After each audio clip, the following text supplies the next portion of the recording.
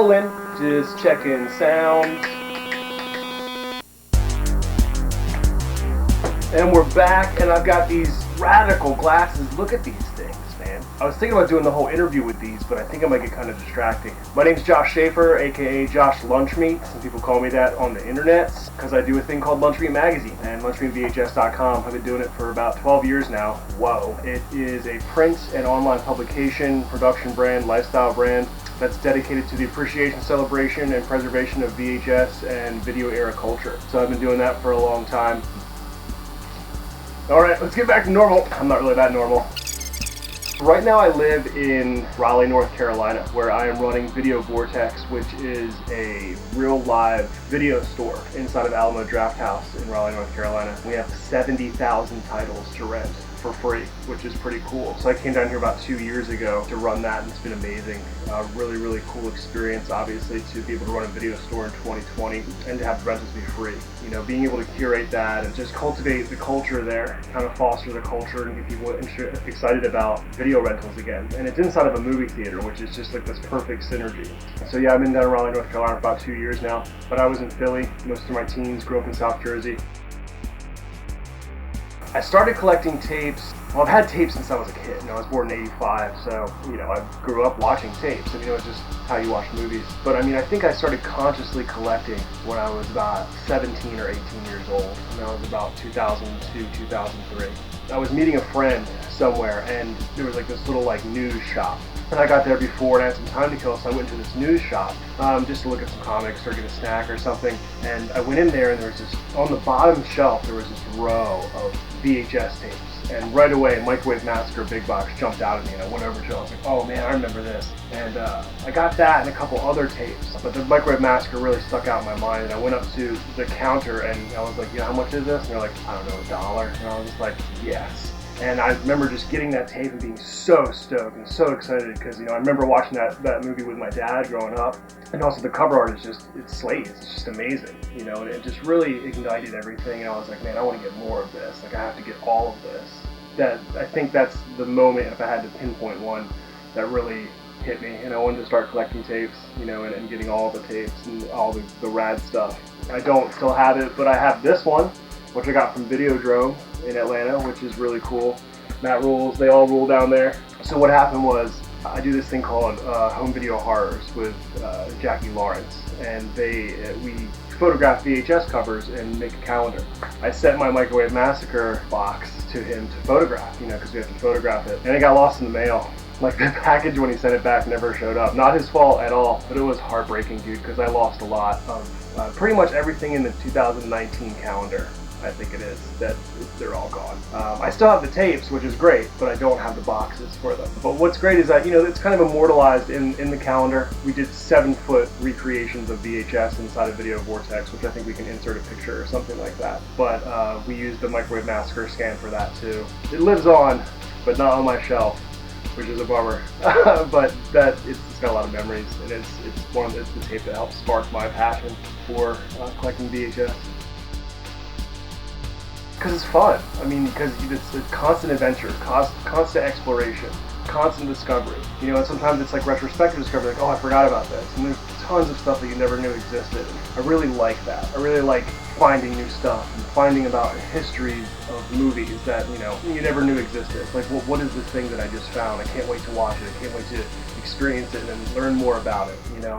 It's exciting, you know, it's an exciting thing for me. Like, when I go to bed at night, I think about VHS tapes. When I wake up in the morning, I think about VHS tapes. It's a constant source of happiness for me. I love finding tapes that I never knew existed, like I said, and I love connecting with people. I think we're going to get to that later in the interview, but I mean, like, it's a great community. Bonding with people over films and over collecting VHS tapes has been a big part of my life the past 10 years. I don't know. I think, like, well, I moved quite a bit in the past couple years, maybe 2 times, I can't remember. But you realize how many tapes you have when you have to move them all. So I'm doing an inventory right now, and I have about 350 Star Classics alone, just Star Classics. And then I'm doing another inventory. I would say like 2,500 it's constantly in flux, you know, because I'm getting new stuff all the time, and you know, shipping stuff out to friends and things like that. And that doesn't count like the tapes that I produce and like the tapes that my blanks that I have. Then I have a bunch of tapes in my parents' basement still. Like, I mean, I probably got like 500, 800, 1,000 tapes in my parents' basement that they're just like sitting there. They love that, by the way. Not really, but they're super supportive. So they're awesome that they let me keep those tapes there. So I think in my tape room I have about 2,000, 2,500, somewhere around there. We'll find out soon because I'm doing inventory right now. But yeah, a lot. I got quite a bit. I know people have like 3,000, 5,000, 10,000, and I got rid of a lot when I moved from Philly. Right when I moved, there was a tape swap going on in Philly, so I gave them like 6 boxes of VHS tapes and stuff where I was just like, can't do this. Like, I literally didn't have room in my moving truck, so I had to get rid of some tapes, which was heartbreaking, but also great because it went back into the community, because it went to that tape swap, so it's cool. Obviously, we talked about Microwave Massacre. I don't have them anymore, but I do still have a lot of love for that tape, obviously. On Midnight Video, it's one of the coolest tapes out there, in my opinion. Super cool aesthetic, great cover art, just ideal when you think about a big box horror movie that we're sitting in a video store. This copy of Mother's Day, I bought it at a dollar store when I was like 16 or 17, and I think I'll try to fish out a picture where it's me and my buddy when we're like 17 years old. We've got like the scene hair and like we're in the jean jackets and like, but this tape is sitting on the table. But I've had this for 20 years. It's really special to me, and you know, I love this movie, and I've watched it so many times it barely plays anymore. But yeah, I remember when I bought it, it was in a dollar store where it was just like 50 of these, like 100 of these tapes just sitting there like $1. I should have bought them all. So I was like, oh, this for $1? Yeah, this movie's awesome. So I still have it. This is kind of, I guess, a little weird, but this is the cleaner tape that my parents had growing up. It just reminds me of being a kid, and it's cool that this, I've had this for that long. This is the tape that we used to clean our VCR with when I was a kid. So I still have it. Don't use it anymore, but it's cool. It's just a cool thing to have. This copy of Mafia, and everybody's like, Mafia? But I mean, the thing is that this is from a rental person called Videos on Wheels. But it's not a sticker, it's white out with a stamp on it. I write about it in my new book with Jack Lawrence, called Stuck on VHS. It's all about you know, visual history of video store stickers, and this was, I tell the whole story about it, but this is a tape that a guy would come to my house in a van, and we would rent tapes out of the back of his van. It's pretty awesome, and this is one of the tapes from him. So this is funny. So like the first time I bought tapes with my own money, it was from McDonald's. McDonald's had this deal where if you bought like a Big Mac or two, like you get a tape for like $5. And I got Wayne's World and Addams Family. Those were the first 2 tapes that I bought with my own money. And I was super stoked. I mean, my own money. You know what I mean? My parents gave me like $5, $10 for like feeding the dog and, you know, cutting the grass and stuff like that. I think I was like 13 or 14 or 12 or something like that. Maybe even younger. But this is not the Wayne's World that I had as a kid. It's at my parents' house along with that copy of Addams Family, but this is the McDonald's version. Yeah, I mean, I love those tapes, and I don't have them here. They're at my parents' house, but I wanted to show you the Wayne's World and the McDonald's thing. Rarest tapes, of course. Everybody loves rarity. Dope rarities. I got some. This is really dope. This rarity is America's Deadliest Home Video. Shot on video, wild POV kind of found footage thing. This is a sealed copy that I got from the director Jack Perez, but because I helped reanimate this movie years ago, found my other copy at a flea market for literally a dime or $1 or something like that. It was super cheap. I showed it in New York, eventually re-released it with Kid Motion Pictures on DVD for the first time, re-released it on VHS. It was super cool. I met Jack Perez, the director, and he's such a sweetheart. He's amazing. But this is a sealed copy, and I think there's only like less than 80 copies of it out there, so it's pretty rare. This Slaughterville tape, my ex-girlfriend actually found this for me in Texas at a flea market. She was there visiting, and I wasn't there with her, and she was like, hey, do you have this? This looks cool. And I was like, no, I've never even seen that before. I don't even know what it is. But it's a super, super rare regional horror film. Looks 16, edited on video. 1991, Irving, Texas. So shot in Texas. Yeah, so it was completely local. And I remember my friend Zach Carlson showed it to me. He was like, where'd you get that? And I was like, Carolyn is her name. And I was like, she found it for me in Texas at a flea market. He's like, what? And he was just like so, like, not upset, but like like crazed out, you know. But this is super rare. I think there's like less than 50 copies of this out there. It's not on IMDb or anything. It's really cool. It's a cool movie. Has some problems, but who doesn't? Heroin kills. Whoa. Now this is a shot-on-video drug scare movie, okay, but it is like harrowing. Like, damn. Because, you know, like shot-on-video has it's like this rawness to it, you know what I mean? And this is just, it's super like effective. Like, it's an effective drug scare movie. You know, it's about this like skateboarder kid that like starts doing tons of drugs, does heroin, like starts snorting heroin and stuff, and the death scene is like really brutal. Anyway, this is rare. I've never seen any other copy of this. Super impactful is the word I would use. Like, I love this movie. It's shot on video. It's about 35 minutes, so it's a breezy 35 minutes and shot on video. It feels like a shot on video horror movie, honestly, you know, because it is horrible. It's heroin addiction. So very cool, very rare. Some people may know that I collect Star Classics. Like I said, I have about 350 of them, and just on that label. So right now I'm really going after this tape. Okay, so a little backstory. Star Classics does a photo cover and then an illustrated cover for a line, you know, a certain part of their catalog. You know, like there's a photo cover and then an illustrated cover. So, you know, I have a lot, but then there's the Prowler. And there is an illustrated cover for the Prowler that's really cool, that I think Matt Moore has one. And I think that he showed that to me and I was just like, damn, dude, like I need that. And he's like, yeah, no. But he collects Prowler stuff, so it was really cool to see that it exists, you know, because there's no history on Star Classics. It was like a budget sell-through label, which fascinates me, and I think they have so much cool stuff. So, I mean, I'm on the hunt for the Prowler. Also, I want to throw this out there while I'm on here. Revenge of the Zombie on Star Classics. I've never seen an illustrated cover for this, but the way that the numbers go and the way that the releases like suggest that there is an illustrated cover for this somewhere, and it's probably just up in Canada because Star Classics was bought out by Family Time or turned into Family Time or something of that effect, and they're up in Canada. So if you're in Canada and you see an illustrated cover for Revenge of the Zombie, give me my left arm for it. Okay, cool.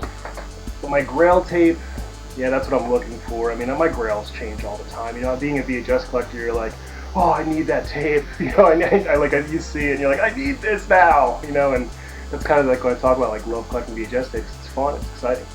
You know, you're online and you know you see people posting stuff and you're like, oh man, I need to get that now. Like I need that. It's on the list. You know, stuff like that. So it's really fun.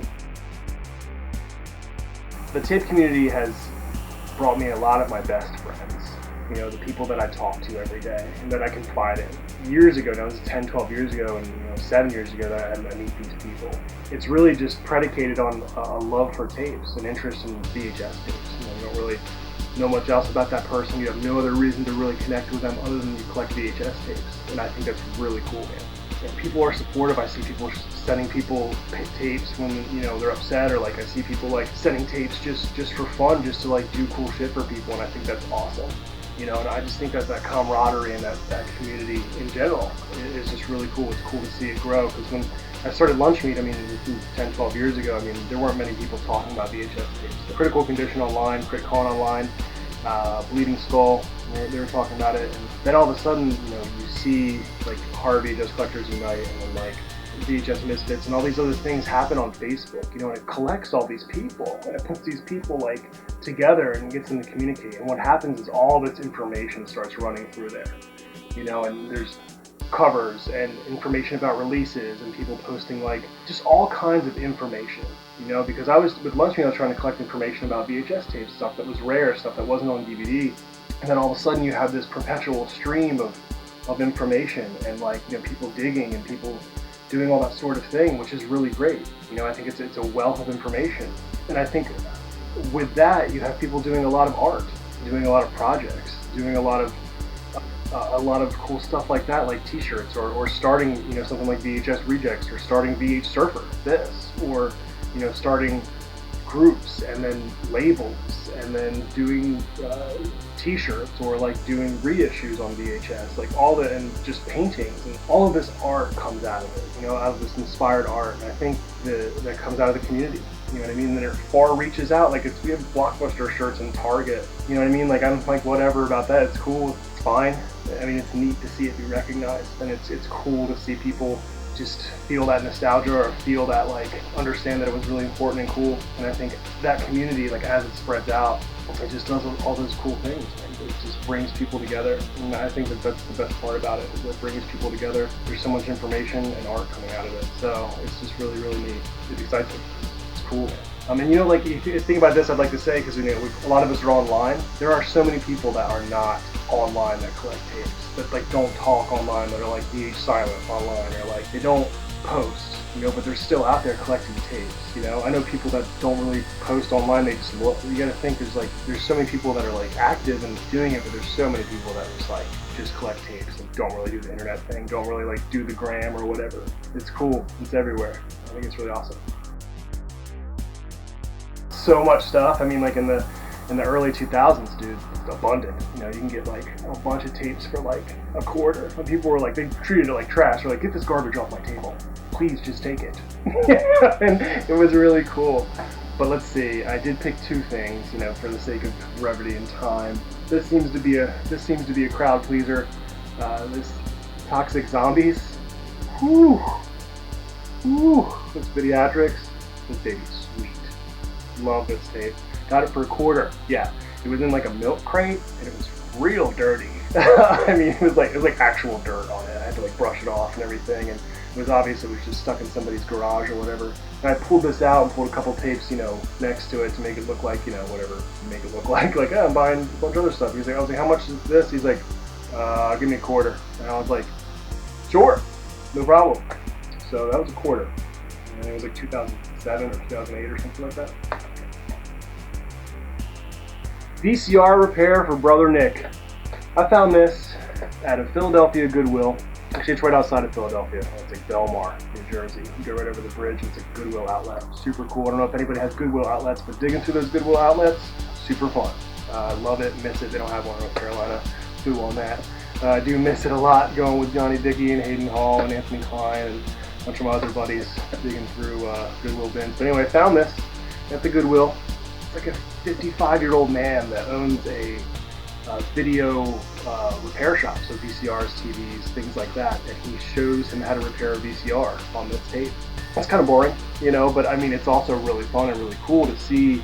He shows him around the shop, shows him what the shop looks like, and then you think it's over, and then all of a sudden he's like, hey Brother Nick, I'm back! And he's like at his house, and he like shows his new treadmill, and like his new television, and his new keyboard, and stuff like that. And then you're like, wow, this is such a slice of life from like whatever this is, like 92 or something. But it's really cute, it's like a video letter. And then you're like, okay, this is cute, it's great. And you think it's over. And then all of a sudden, he's showing you his flight simulator. This dude has a flight simulator in his house, and he like shows Brother Nick how to use this flight simulator, and he's just such a sweet old man, and it's really cool. And it's a video letter, like it's a you know, true to form video letter, which I think is really cool. You know, and everybody knows there's a 1 of 1 or a 1 of 2 who can make a copy. So really cool. I like it, and I think it's a really cool piece of cultural history. Oh, I want to take this time to do this. Yo, Matt, tape twins, bud. Yeah. Yeah, Candid Farts. I'm telling you, it is Kane Hodder. Okay? Kane Hodder loves farts. Remember that.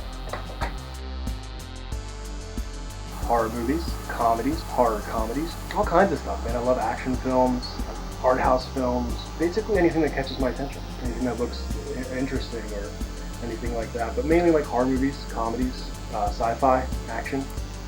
And I love special interest tapes. By special interest, you know, that means like anything from workout videos to, you know, how to groom your dog, experimental animation and things like that, all that kind of stuff. I love that stuff. And I'm currently working on another book right now that focuses on particular special interests, so I'm really excited about that. I'm also working on a book on workout tapes. Look out for that. That's going to be fun. I'm doing that with the found footage guys.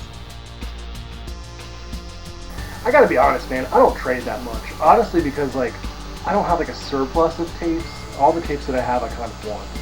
I have like some tapes that are like I could, you know, let go, but they're not like super rad trade bait or anything. They're just like I have like 2 copies of Brazil and I can get rid of one of them, you know, stuff like that. So I mean, but I do trades with lunch meat stuff, and you know, I'm really fortunate. Some people just send me shit, and you know, I'll write about it in the magazine or write about it. You know, I'll send them lunch meat stuff like a magazine, T-shirts, stickers, stuff like that. So I do trades like that. Most recently, I traded some lunch meat pogs for this.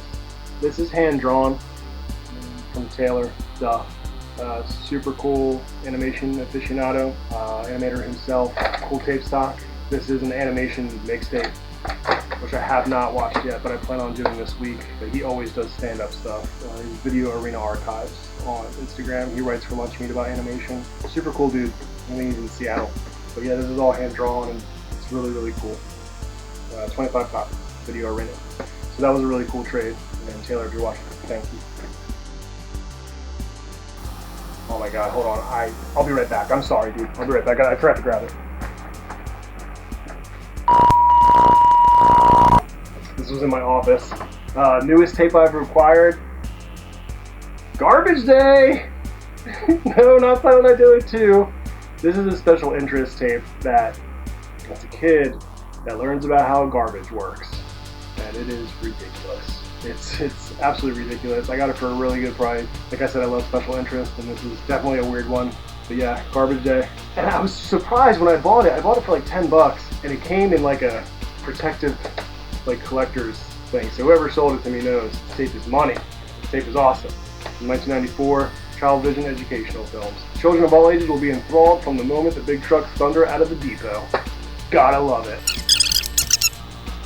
But yeah, that's it. I gotta do some of this for you. These things are just too cool. Oh.